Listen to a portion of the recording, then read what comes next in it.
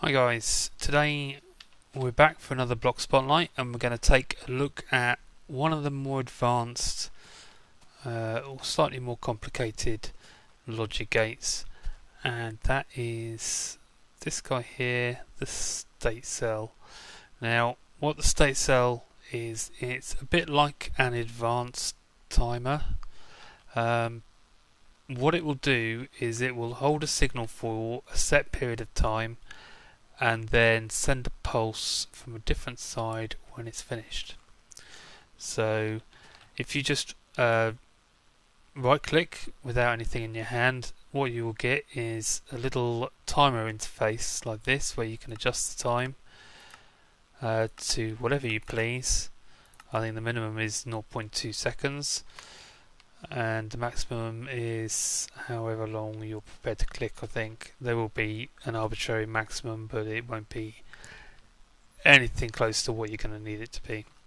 Now if you have a look at it, what we have here is we have an input on the left hand side here, an output in front, another output on the side here, and then the one just behind the pointer that you can see there is almost a reset switch.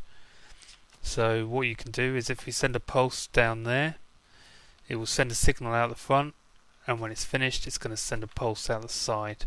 So if we just show you that, if you keep an eye on them, you can see that we get a solid signal down there and then there'll be a pulse down that line when it's finished.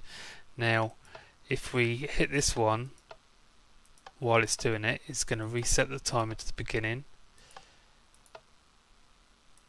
and it's not sending a pulse down the output one. So if you need to hold a signal for a little bit longer, you can do that.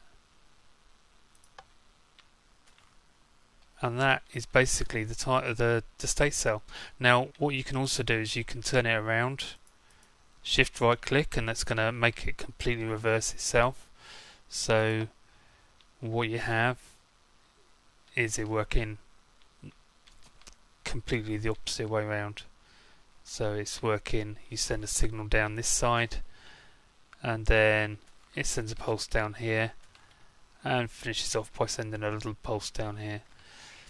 Now the recipe for this guy is a little bit more complicated. It's got a new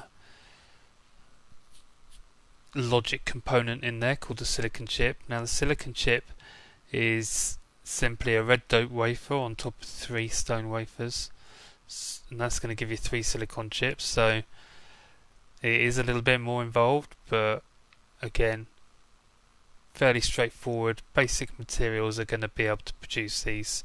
You don't have to get anything exotic. Now just to give you a proper demonstration of this, here we have a state cell set up, and we send a pulse down there, it's lighting the light, and it's going to send a signal down here when it's finished. Very simple. And if we turn it around, shift right click and then right click twice to put it back facing the lamp, we send a pulse down this side and it works in the opposite direction. So that way you can have it always working wherever you need it to. If you need it to work left to right, it will do. If you need it to work right to left, it'll do that as well. And the other thing is, of course, resetting it, keeping that lamp on without any interruptions, and resetting the timer as it goes.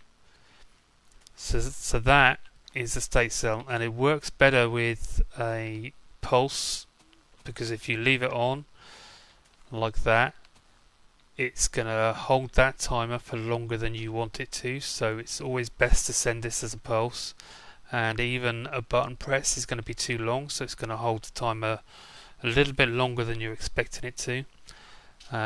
There is another logic gate which I'll cover another time that will help send really quick pulses to these state cells, but as you can see, if you hold the signal, the timer is not moving until you release it.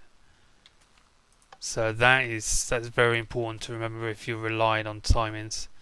because you really need to make sure that you're sending pulses to these guys. So that is the state cell. If I've missed anything out or you'd like anything expanded on, let me know in the comments below. Be sure to check out my Twitter and my Twitch page. I stream there every night 7 o'clock BST, so be sure to hit me up there.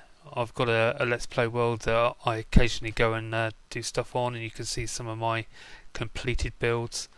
And also I do a lot of dual cast stuff there as well, so I'm looking at other mods and maybe even some vanilla as well. So thanks for watching.